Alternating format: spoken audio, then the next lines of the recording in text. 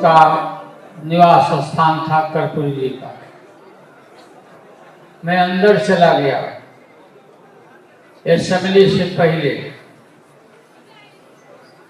और वहां गए तो बिल्कुल कौतूहल, बड़ी बहुत पूरा सुना, देखा। हम बैठ गए जिस रूम में वो लेटे हुए थे, और उनके दोनों पुत्र रामनाथ ठाकुर और वीरेंद्र भी वहां उपस्थित थे।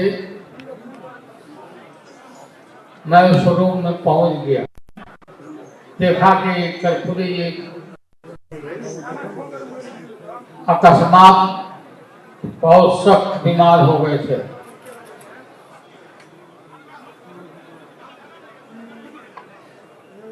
उस समय कोई उनके पास गाड़ी भी नहीं था।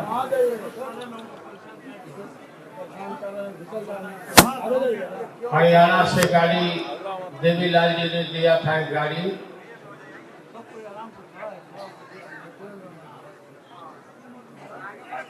वो प्रचार के लिए हम लोग को उस गाड़ी को बुलाया, अंदर किया, और ड्राइवर भी नहीं था उस समय। और बीमारी कितनी खतरनाक मैं देखा, बिल्कुल जैसे उनका गला भरा हुआ, आवाज भी नहीं निकल रहा है, और मुंह से तो निकल रहा था खखास, तो बिल्कुल दूध जैसा था, नीचे कटोरा में जमा हम लोग कर रहे थे। पूछा हमने, कर्पूरी जी क्या हो गया कर्पूरी जी? वो भी साफ साफ नहीं बता रहे थे कि क्या उनको तकलीफ हो रहा है। बहुत खराब हो गई। मैं अपने गोद में बैठा लिया है, थे अभी भी है रामनाथ। उनको हमने कहा कि आप छाती को दाबते रहो, और दूसरे पुत्र को राम वीरेंद्र को कहा कि भाई तलवा तालू को, पैर के तालू को मलते रहो।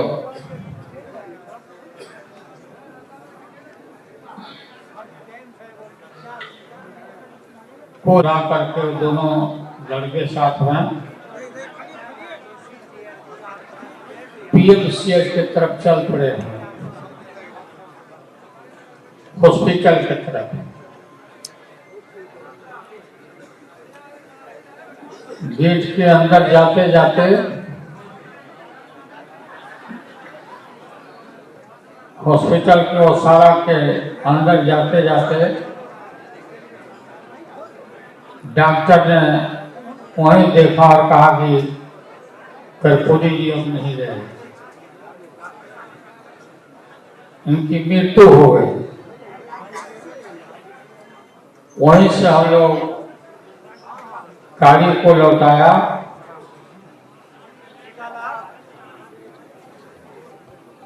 पूरे देश भर में एकदम हल्ला हो गया, बिहार में गरीबों में, सब लोगों में चीख सुनाई पड़ने लगी चारों की। उस निवास स्थान में गए, ले गए हम लोग लौटा के डेड बॉडी को, और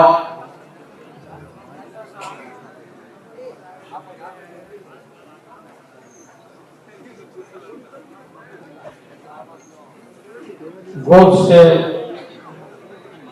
डेड बॉडी को कभी भी नहीं लेता है, वो हमारे गोद के अंदर ही अपना सर उनका और बड़ी दूसरी तरफ।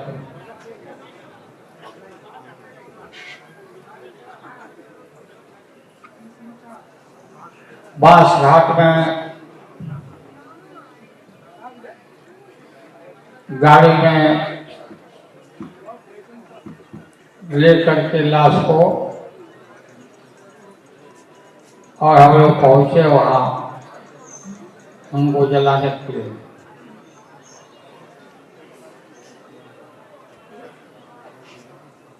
और यही नारा, यही सब लोगों ने ही पुकार हम लोग कि ठाकुर तेरे अरमानों को दिल्ली तक पहुंचाएंगे,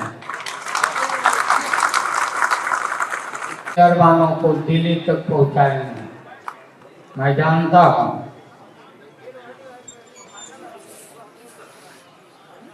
कि नाई परिवार में पैदा लिए गोखले ठाकुर जी के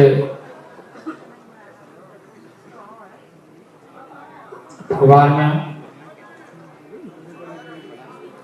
मैं उनके घर भेज गया था देखने के लिए। पहले कैसे रहते हैं नेताजी हम लोग कठोरी, कहाँ रहते हैं। तो उनका जो झोपड़ी था, कुटिया जो था, झोपड़ी,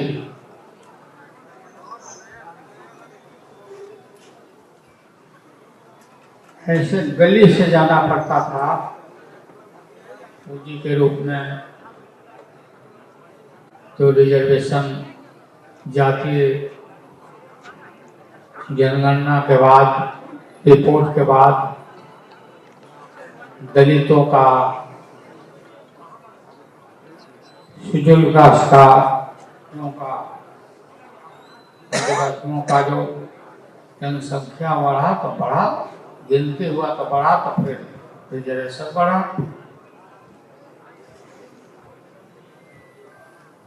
ये सब लोगों के मन में मोर है। जननायक कर्पूरी ठाकुर जी को इतना दिन से याद नहीं आ रहा था।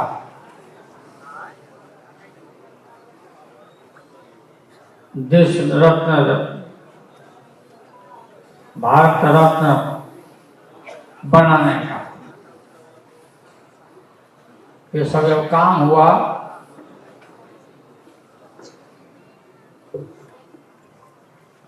चुनाव नजदीक आ रहा है, तो वोट जोड़ने के लिए वोट गिनती से बढ़ जाएगा, तो नाम लेना शुरू।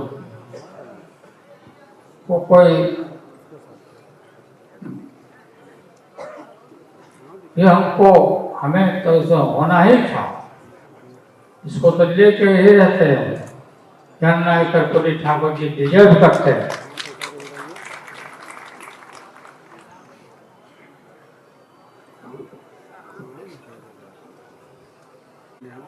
हम लोगों को ठीक ही मांग किया काशीराम जी और लोहिया जी को भारत रत्न का ऐलान करो।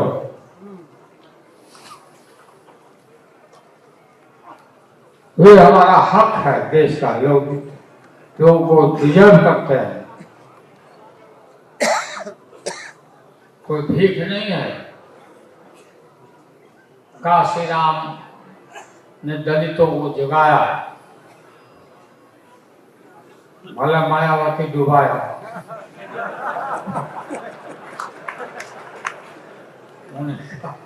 उन्हीं का देन है काशीराम का भी इतना दिन तक ही।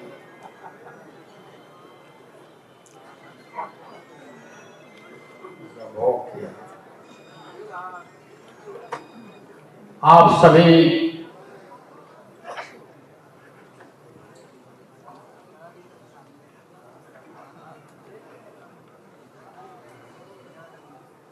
तो बिहार राज्य में जो जॉब कम से कम 100 लाख मोबिलाइज किया तेजस्वी ने, नीतीश कुमार जी ने, इसको और बढ़ाना है, साले साले बढ़ाना है।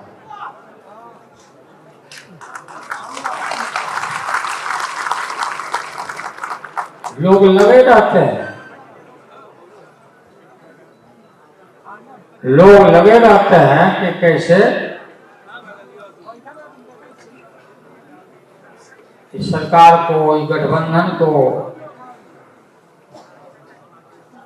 इंडिया जो बना है पार्टी,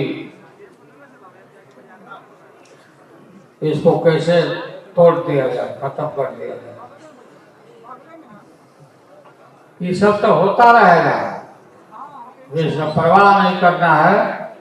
और हम लोग को, और जीतेंगे हम ही लोग, जितना हम ही लोग को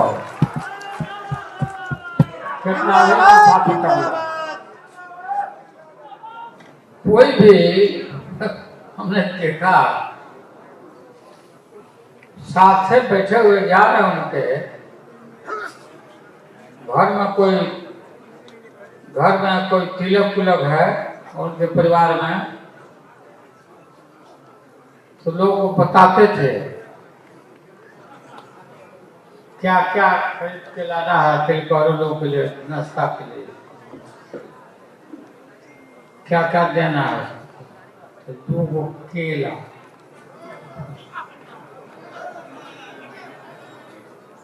एगो सिंघाड़ा, पहले से चलता ही एगो लड्डू, मन सब जोड़ जाड़ के 1.5-2 रुपया के पर प्लेट जोड़ के बता देते थे कि कितना प्लेट उतना का इंतजाम करो।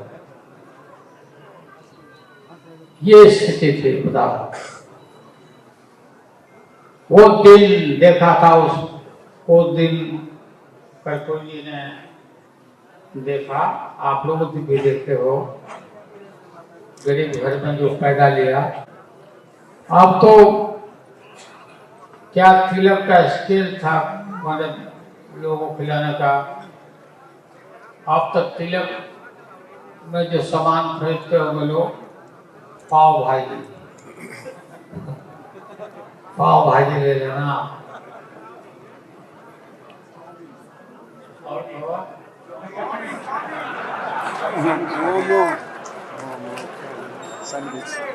मोमो, चाउमीन,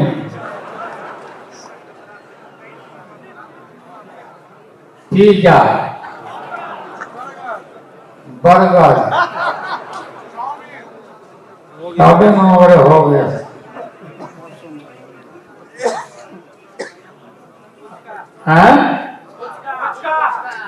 गोलगप्पा, बोक्सा,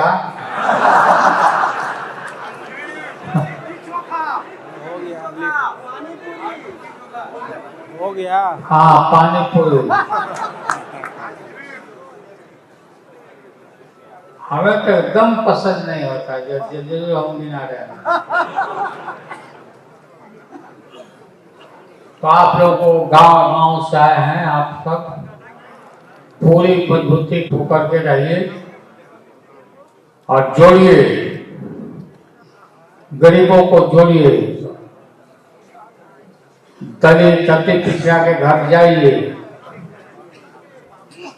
उनको पूरा मजबूती के साथ गला से गला के लिए मिलाइए, एकजुट होकर के।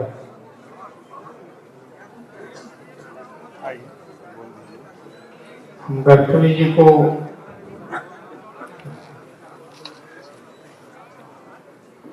क्या प्यार,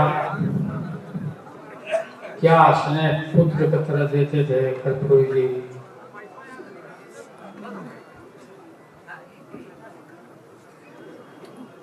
कर्पूरी जी से चौधरी चरण सिंह जी हम लोग अलग हो गए थे, कच्चा बना था पार्टी।